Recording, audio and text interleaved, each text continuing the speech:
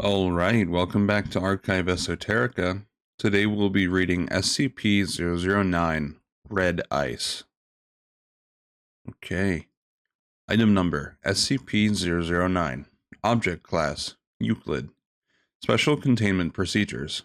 Object is to be contained within a sealed storage tank of heat-resistant alloy with dimensions not less than 2 meters by 2 meters by 2 meters. Under no circumstances should SCP-009 be exposed to temperatures in excess of 0 degrees Celsius when not undergoing testing. And no water-based solutions shall be allowed within 30 meters of the object's containment area. Object's chamber is to be fitted with temperature sensors which must be monitored at all times, and is to be kept refrigerated by no fewer than 3 redundant cooling units. Any malfunction of sensors or of cooling systems is to be reported and repaired immediately. If at any given time the temperature in the containment area climbs above -5 Celsius, the chamber is to be locked down and flooded with coolant until temperatures return to safe levels, ranging from -30 Celsius to -25 Celsius. Containment area is to be kept in total vacuum during testing, and personnel interacting with SCP-009 must wear full environmental protection gear. Following testing, all equipment, personnel, and other materials must undergo dehydration procedures and be quarantined for no less than 12 hours. Any moisture found displaying properties of SCP-009 is to be quarantined and added to the containment area as soon as possible.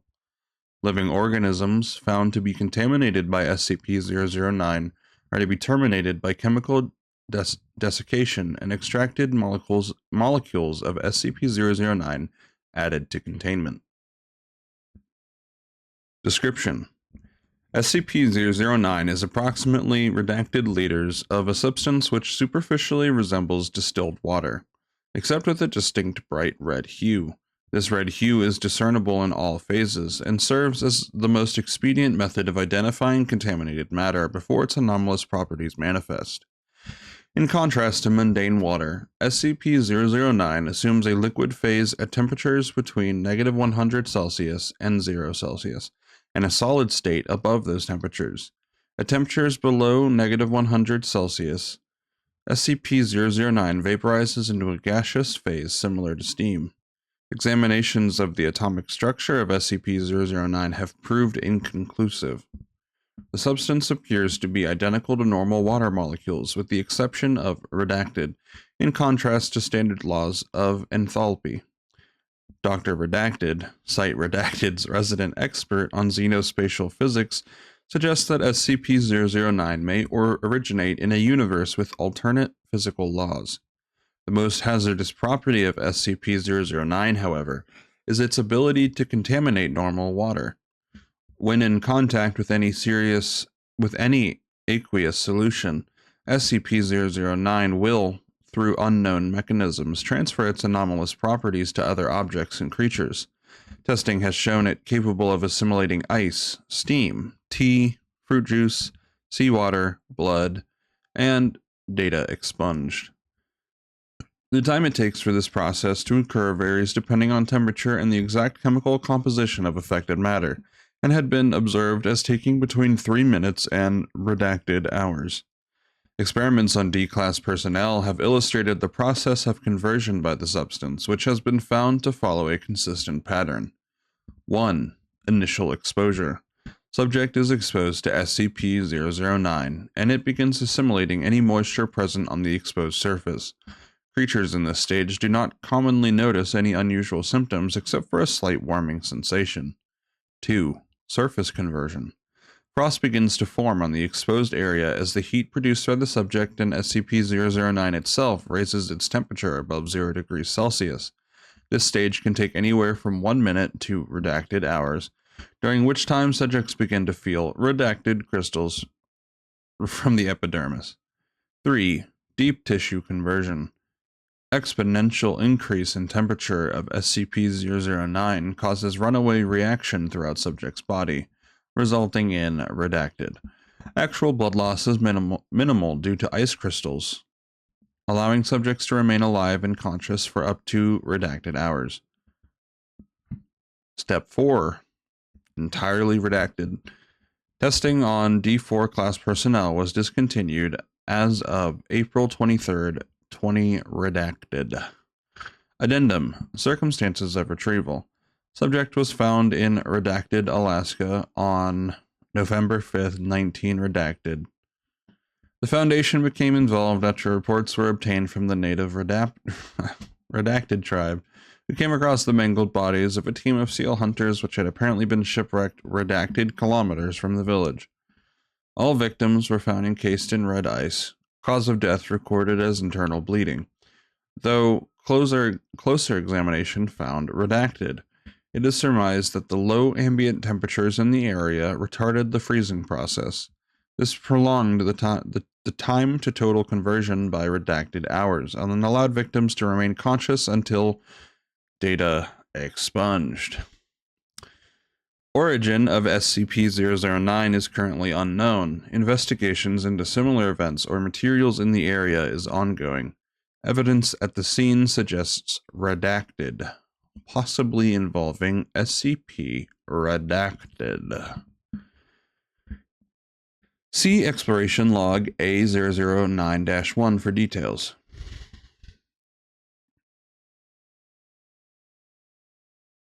Exploration Log A0091. Exploration Log, November 5th, 19 redacted. Situational Report. Mobile Task Force Beta 7, the Maz Hatters, was deployed to recovery site to catalog and safely retrieve samples of SCP-009 for transport to site redacted. Agent Bryce, MTF-B7, made a visual inspection of the area and noted 3 bodies, all male, between the ages of redacted and 40 years. Dr. Redacted, also on site, surmised from the relative position of subjects that Mr. Redacted, age 32, hereafter referred to as Subject 0, was the origin point of Redacted. Subsequent subjects are presumed to have been exposed to SCP-009 while attempting to help Subject 0 back to the wreckage of the boat. During standard parameter sweep, Agent Hughes located what appeared to be humanoid tracks leading northeast. After brief deliberation, a 3-man team consisting of Agents Hughes, Whitmore, and Cassidy was dispatched to investigate potential security breach. Begin log, 6:42:43 Eastern Standard Time.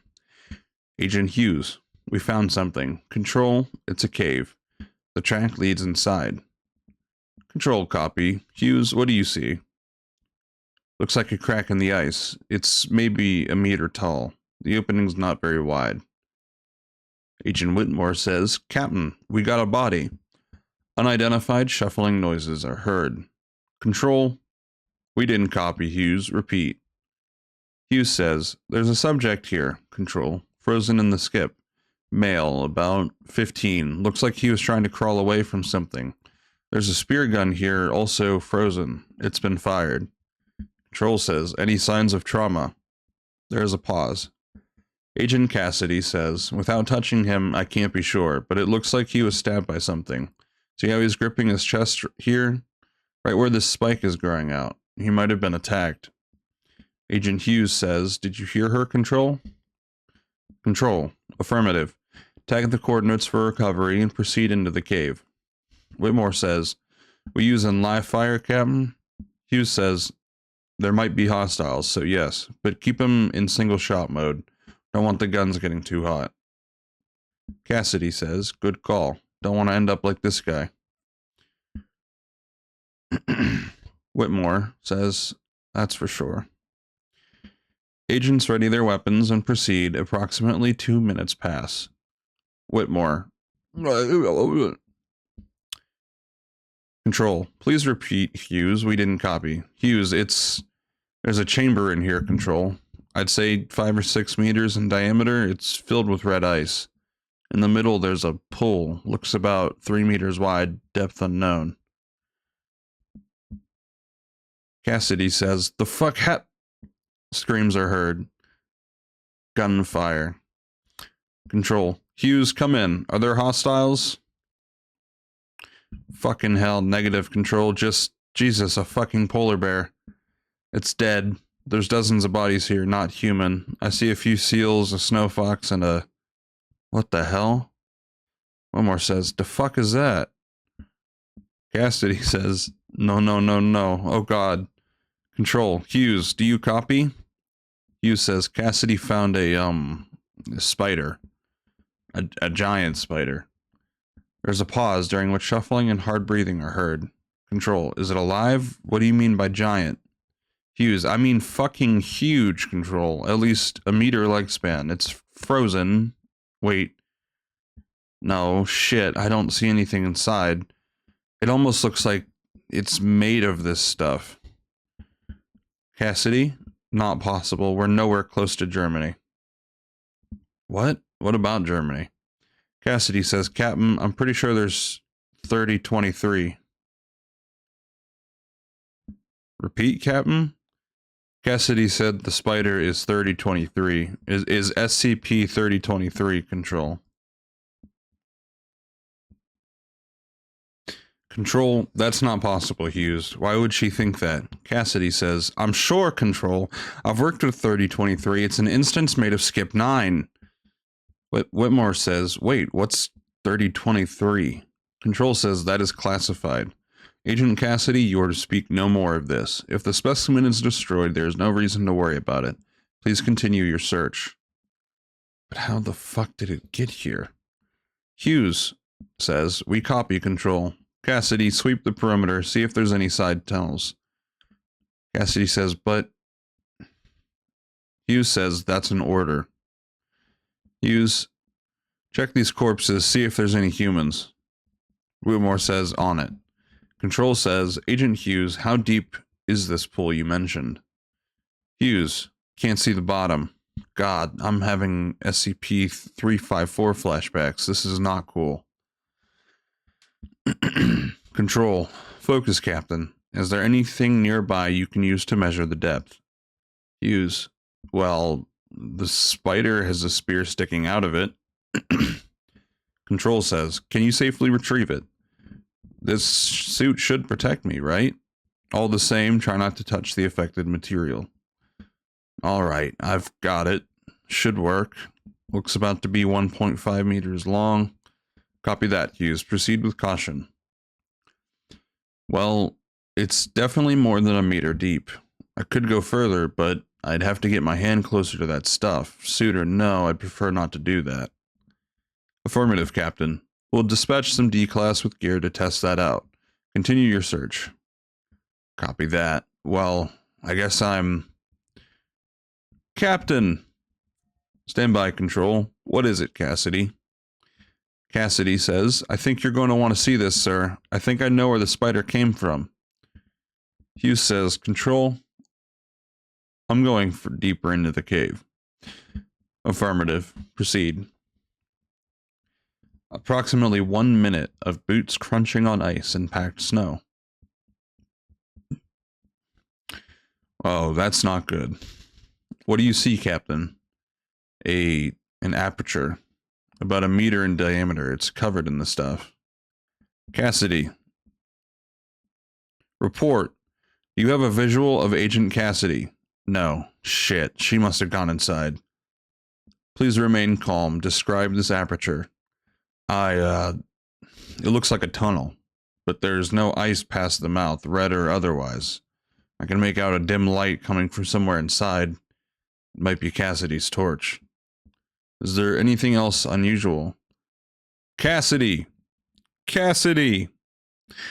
Captain Hughes, please respond. Is there anything else unusual about the tunnel? "Yeah, it's wet.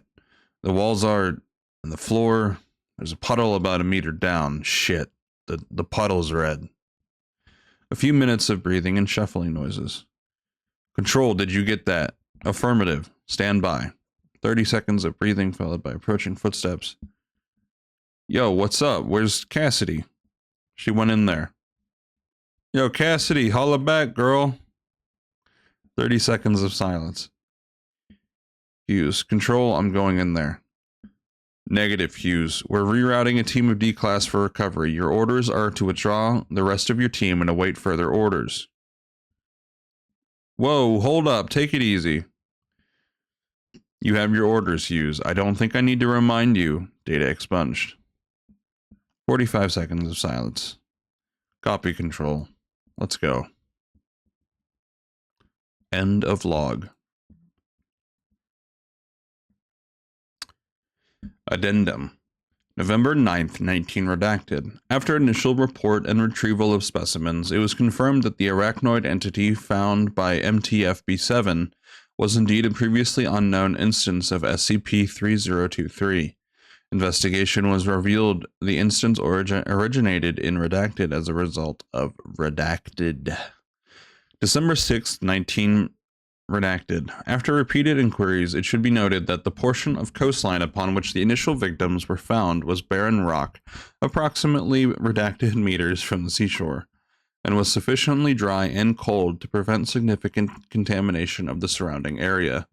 Had the site been closer to the water, there is little doubt an extinction level event would have ensued. Consideration of upgrading SCP-009 to Keter class under review. Addendum December 16th, 20 redacted. Supercooling of the SCP-009 for the purposes of experimentation is disallowed until further notice. Personnel are advised that liquid nitrogen is only to be used on the subject in controlled amounts, and only until temperatures have reached acceptable levels. Related note, possible application of SCP-009 in cold fusion research pending evaluation. Memo from the O5 Command. January 9th, 20 redacted. We've decided to keep this thing Euclid for now. We understand the concerns raised, but as long as you keep the power on and nobody goes near its containment area, there shouldn't be a problem. That's why we're keeping it in sight, redacted after all. As for the cold fusion research, we're putting a pin in that for now. Frankly, we don't have it in the budget for another snafu-like site, redacted. The salvage team still hasn't found Dr. Redacted's Redacted. The following experiment record was recovered via a chance occurrence of SCP-507 shifting into a universe in which the described test was carried out using SCP-107. The applicability of the reported findings to our own universe is pending review. Input: 10 milliliters of SCP-009. Result: red snow fell in test area for 27 minutes with moderate intensity.